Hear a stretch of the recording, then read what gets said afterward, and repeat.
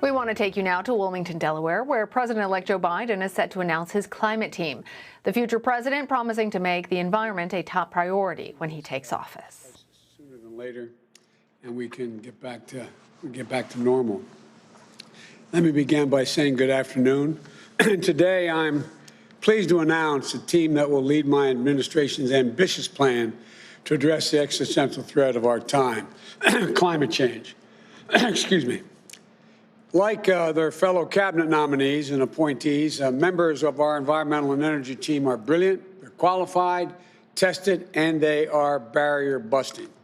Today, the announcement, we will make the sixth of African-American members of our cabinet, which is a record. After today, our cabinet won't just be one or two precedent-breaking appointments, but 12, including today's long overdue appointment of the first Native American cabinet secretary. And welcome, welcome, welcome. Thanks for being willing to do this. Already, there are more people of color in our cabinet than any cabinet ever, more women than ever. The Biden-Harris cabinet, it will be historic. The cabinet that looks like America, that taps into the best of America, that opens doors and includes the full range of talents we have in this nation. And like the rest of the team, today's nominees are ready on day one, which is essential because we literally have no time to waste. Just this year, wildfires burned more than 5 million acres in California and Washington State. Across the West, they're roughly the size of the entire state of New Jersey, literally burned to the ground. Intense and powerful hurricanes, tropical storms pummeled Florida, Louisiana, North Carolina, across the Gulf and along the East Coast. Record floods, hurricane-speed windstorms, and severe droughts ravaged the Midwest. And more Americans see and feel the devastation in big cities, small towns, on coastlines and in farmlands, in red states and in blue. Look, billions of dollars in damage, homes and memories washed away, small businesses closed for good, crops and farmlands destroyed for the next generation of family farmers. And just last year, the Defense Department reported that climate change is a direct threat to more than 2/3 of our military operational critical installations in the world, particularly in the United States. And this could well be a conservative estimate. And so many climate and health calamities are colliding all at once. It's not just a pandemic that keeps people inside, it's poor air quality. Multiple studies have shown air pollution is associated with the increased risk of death from COVID-19. Folks, we're in a crisis. Just like we need to be a unified nation in response to COVID-19, we need a unified national response to climate change. We need to meet the moment with the urgency it demands, as we would during any national emergency. And from this crisis, from these crises, I should say, we need to seize the opportunity to build back and build back better than we were before. That's what this administration is going to do with the help of these fine people. You know, when we think about climate change, we think jobs, good-paying union jobs. A key plank of our Build Back Better economy and economic plan is building a modern, climate-resistant infrastructure and a clean energy future. We can put millions of Americans to work modernizing water, transportation, and energy infrastructure to withstand the impacts of extreme weather. When we think about renewable energy, we see American manufacturers, American workers racing to lead the global market. We see farmers making agriculture first in the world to achieve net zero emissions and gaining new sources of income in the process on the farm.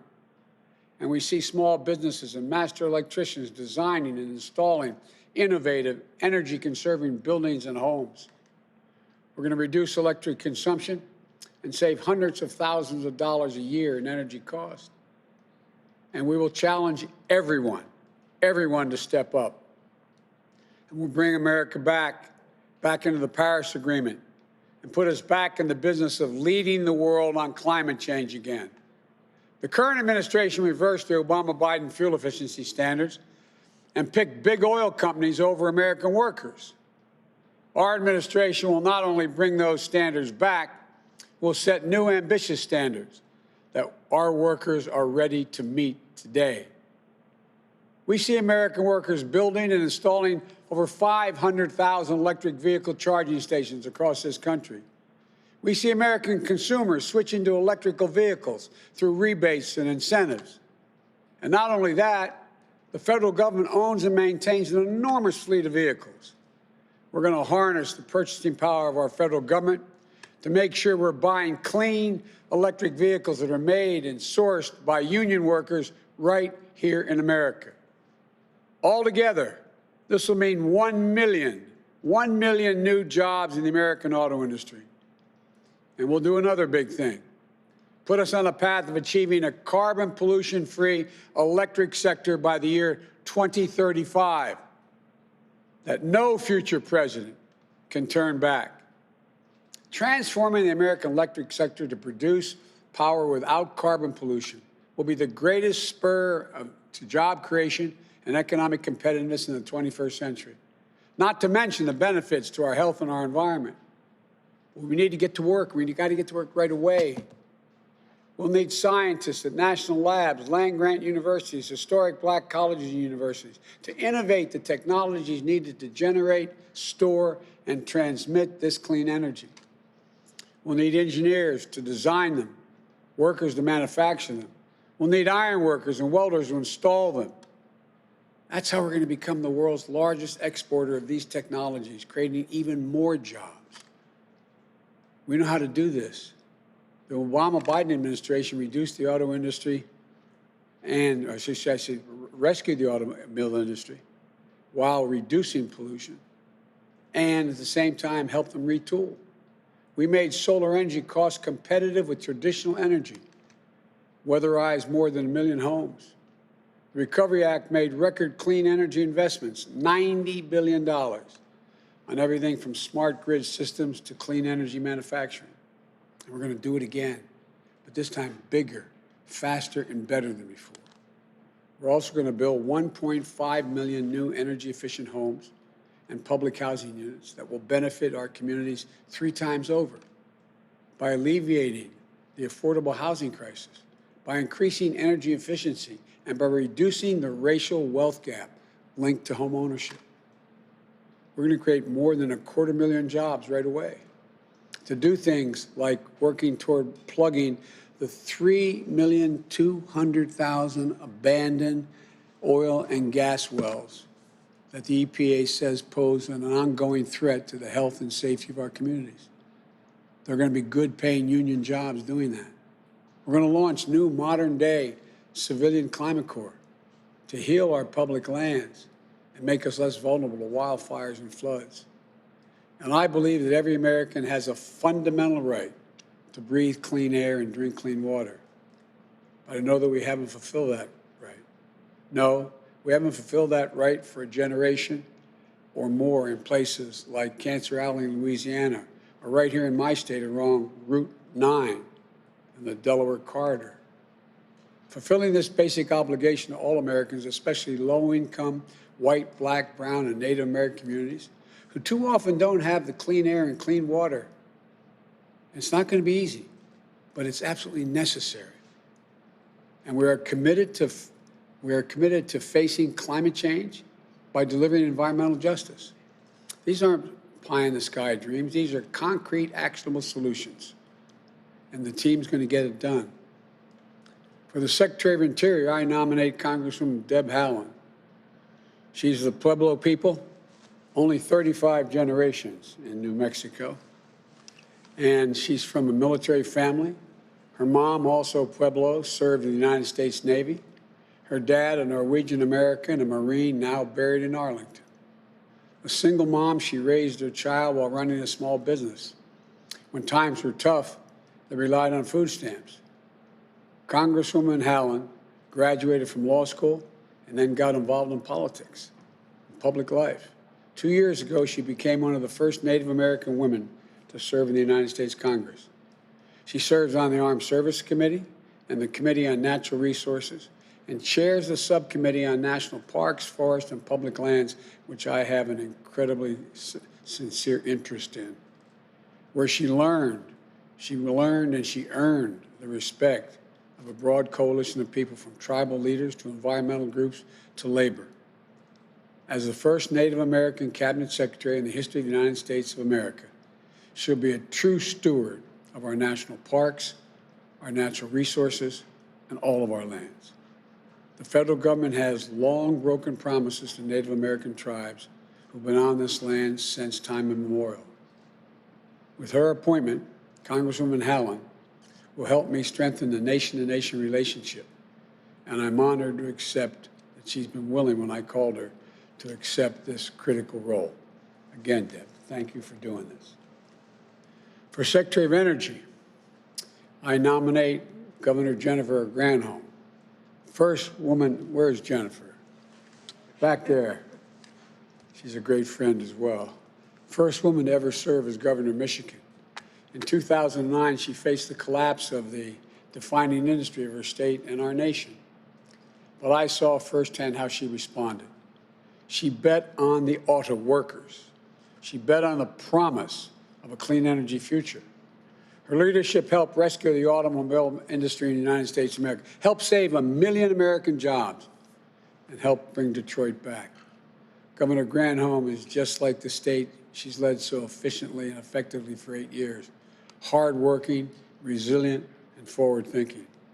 Someone not only capable of solving urgent problems, but someone who sees the opportunities of the future and always with their eyes on the needs and aspirations of working people. We become friends over time. Together, throughout her career, she's worked with states, cities, business, and labor to promote clean energy future with new jobs, new industry, cleaner and more affordable energy. Now I'm asking her to bring that vision and faith in America to the Department of Energy. Thank you for willing to do it, Jennifer. I appreciate it a bunch. For Administrator of the Environmental Protection Agency, I nominate Michael Regan. Michael is a proud son of North Carolina. He turned a passion for exploring the woods and waters and intercoastal plain into a deep expertise in environmental science. He got a start at the EPA, serving with both Democrat and Republican administrations, working in everything from reducing air pollution to improving energy efficiency. He currently serves as Secretary of North Carolina's Department of Environmental Quality. When the governor told me how wonderful he was, I don't think he expected I was going to try to steal him. Governor, thank you very much for putting up with me. But the environmental quality he's brought to the people across the public and private and nonprofit sectors to help build new clean energy economy, creating quality jobs, and confronting climate change. He led the charge to clean up the Cape Fear River, contaminated for years by dangerous toxic chemicals. He created North Carolina's first board of its kind to address environmental justice and equality and equity. It helps lift up frontline and fence line communities. They're those communities that live along, literally have fences separating them from the plants that are polluting, chemical and other plants that are polluting. Helps lift up those frontline and fence lines communities who carried the burdens of industrial progress for much too long without sharing in any of the benefits. Michael would be the second African-American official and the first African-American man to serve in this position. He shares my belief in forming consensus and finding common purpose. He's a leader who will respect the EPA's place as the world's premier environmental protection agency and reassert that as the world premier agency that safeguards our entire planet, protects our lives, and strengthens our economy for all Americans. And to chair the Council on Environmental Quality, I nominate Brenda Malloy, an accomplished public servant, brilliant environmental lawyer, daughter of a working-class family who has dedicated her life to solving the most complex environmental challenges facing America. She served in both Democratic and Republican administrations, helping safeguard our public lands, helping communities manage the natural resources responsibilities. Chair of CEO, Council of Economic Quality, I'm asking her to coordinate our environmental efforts across the entire federal government to solve some of the most persistent environmental problems America faces today. Brenda would be the first African-American official to hold this critical position. We are fortunate that one of the most widely respected environmental leaders in the country accepted the call to serve again. Thank you. Thank you, thank you, thank you. To serve as the first ever National Climate Advisor. By the way, when we were in the back, we were talking about the environment, and I turned and said that this particular person's forgotten more about the environment than most people know. I wasn't sure she was going to do it, but the first ever National Climate Advisor lead the newly formed White House Office of Domestic Policy. I'm appointing Gina McCarthy. Gina was the former EPA administrator. In this role, she led the office, and it shows how serious I am to ask her to come back, but it shows how committed she is to be willing to come back. Gina's got more than 20 years of experience, and she's a policy wonk and a people person, a problem solver and a coalition builder. As EPA administrator, she was instrumental in carrying out the Obama-Biden Climate Action Plan, reducing greenhouse gas emissions, getting toxins out of the air we breathe, conserving critical water sources. She led our effort to help lower carbon emissions of existing power plants and power plants of the future. And by doing the necessary work here at home, she helped us rally the world around the Paris Climate Accords. Today, I'm asking her to take a singular focus on carrying out the ambitious climate agenda here at home and working with my special envoy, former Secretary of State John Kerry, who leads our climate effort around the world. And I'm grateful that she agreed to do it. I'm looking forward to working alongside her again. I used to drive her crazy when I was vice president, always calling, asking all these questions. And she's thinking, my God, what's he going to do as president? But, and to serve as our National Climate Advisor, I appoint Ali Zaidi, excuse me. And Ali, you can call me Bidden. If I mispronounced your last name, I apologize. He served as the top climate advisor to President Obama and me in the Office of Management and Budget and the Domestic Policy Council. He helped draft and implement our climate action plan and secure the Paris Climate Agreement. He currently serves as New York Deputy Secretary of Energy and Environment and the state's chairman of Climate Policy and Finance. He's helping to create jobs generating solar and wind power, jobs building electric charging stations, and a more modern grid with bold climate action grounded in science, economic, and public health. And he's an immigrant from Pakistan who grew up in the Rust Belt outside of Erie, Pennsylvania. I was from the better part of the state, Northeast. You know, we're Scranton and Pittsburgh area, you know. But all kidding aside, he knows we can beat climate crisis and we can do it with jobs. He knows we can deliver environmental justice and revitalize communities as well, too often overlooked and forgotten. And every day he'll walk into the White House knowing the world is looking for America to lead. I say to each one of you, thank you for answering the call. And thank you to your families. We could not do this without them. We couldn't do it without you.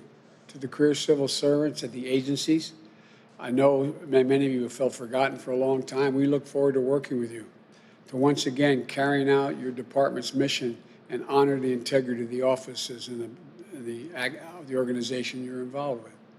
And to the American people, yes, the goals I've laid out are bold. The challenges ahead are daunting.